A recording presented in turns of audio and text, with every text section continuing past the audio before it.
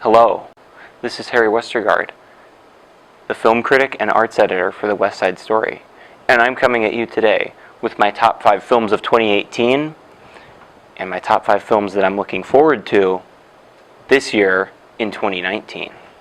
So, let's get things going for my number 5 film I saw of 2018. I'm doing Sorry to Bother You, directed by Boots Riley in his directorial debut. First of all, while this film isn't perfect, there are noticeable problems, especially in the third act when it's trying to do a little too much, I think, for its own good, and the whole story becomes a little convoluted. However, on the other side, I saw nothing so original and so wonderfully unique this whole year. The film is a satire mostly on the corrupting forces of capitalism, but also, how race factors into that. It has great performances, especially from Lakeith Stanfield, who plays the lead role. Just a really shocking, vibrant directorial debut for Boots Riley, who I'm definitely looking forward to see what the future holds for him as a filmmaker. My number 4 film on the list is The Old Man and the Gun, directed by Dave Lowry, which is also allegedly the last movie that Robert Redford is starring in, and they couldn't have chosen a more perfect film for Redford to have as his swan song, because the movie is sort of a love letter to the classic type of characters that he played in his heyday in the 70s. It's a nice heist film. It feels a lot like a movie from that era too, in the way that it's paced. It goes along. You're not really ever looking at your watch, but it's not fast and at breakneck speed like a lot of stuff these days, which I really appreciated. It takes time for its characters. This was just a really consistent, charming little heist film that I love to watch and that I'll definitely see myself revisiting in the future.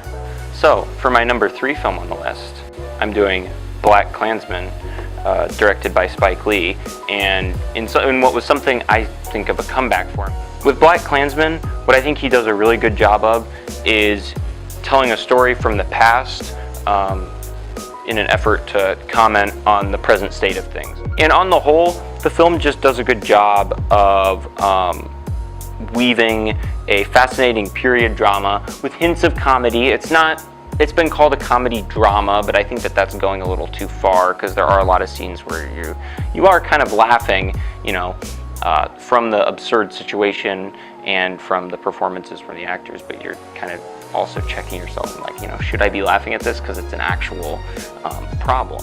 So it's just a really nice period film from a good director, from a very talented director, with a good cast that also makes you think about, current events and really packs a punch by the end. My number 2 film of 2018 was aptly titled The Favorite. It's another period drama, but this time we're going back to kind of a 1800s royal setting. The crew, through a fascinating directing and also a really whip-smart, tight script, are able to breathe humanity and life into what is usually, like I said, a really boring genre, for me at least. And this is partially to do with the cinematography, which is really fascinating and offbeat. It's for the story, which is kind of about this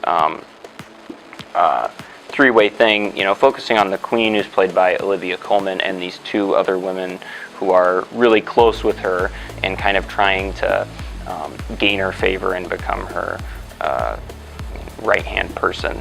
These characters are played by Emma Stone and Rachel Weisz, I think I'm saying that correctly.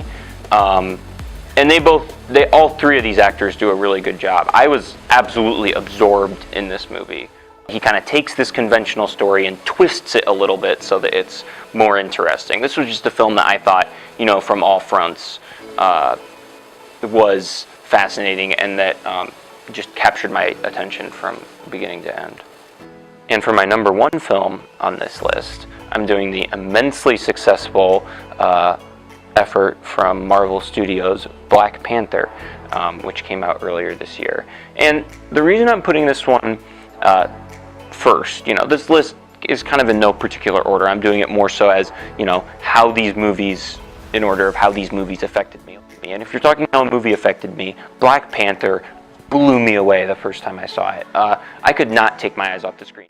Everything about Black Panther absolutely blew me away, from the opening shot to the end that, kind of recalls that as well.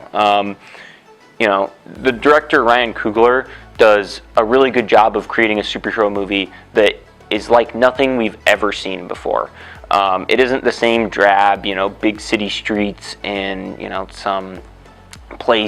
some big city in the U.S. that's going to get destroyed by a CGI monster in Africa, and he kind of combines, that kind of traditional landscape with, an advanced technology, and it's just dazzling to look at.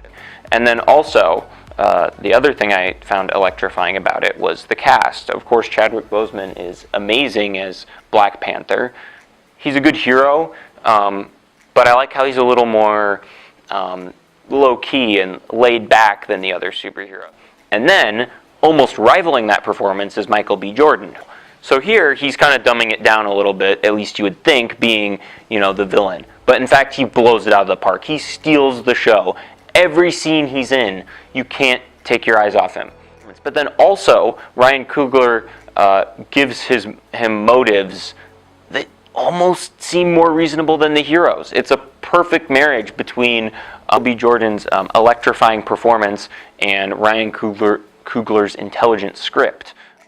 I had seen nothing like Black Panther. It was just an amazing combination of just really intelligent storytelling and something that is pleasing to the masses. And it was just a lovely film to watch with an audience. I think I had no better cinematic experience this whole year, and I'm looking forward to see if they're going to be able to top it with the sequel. Okay, so here are 5 films that I'm excited for that are being released in 2019, also for the most part in no particular order. First of all, at number 5, we have a supposed film adaptation of Blood on the Tracks, which, for those of you who are unfamiliar, is an album from the 70s by Bob Dylan. It's seen as his seminal work, and it's about kind of, it's been read as being about the breakup of his marriage at the time. And so the team behind Oscar-nominated film Call Me By Your Name from a couple years ago is going to be working on this, which is, supposedly going to try to tell the story of the album in some way, but it seems interesting. I could see it being either really good or really crap, and I'm just excited for it as a fan of Bob Dylan. The next film, number 4 on my list, is The Personal History of David Copperfield, which is a film directed by the crew behind the immensely popular HBO series Veep, but also more what I'm interested. But I'm really excited for this because I like this guy's style of comedy a lot, kind of dark political humor. I'm interested to see this guy's take on it. I think that he could end up breathing a lot of new life into it.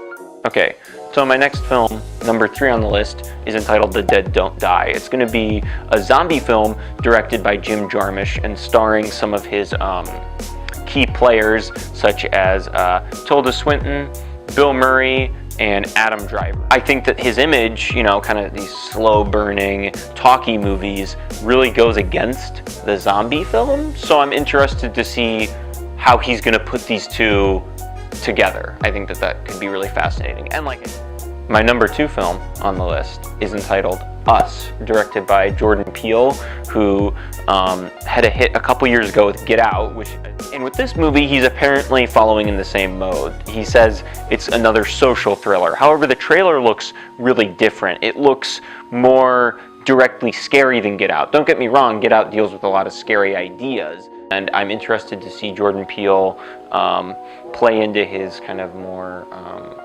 gruesome side with this film. the film I'm probably most anticipating in 2018, my number one film, is entitled The Irishman.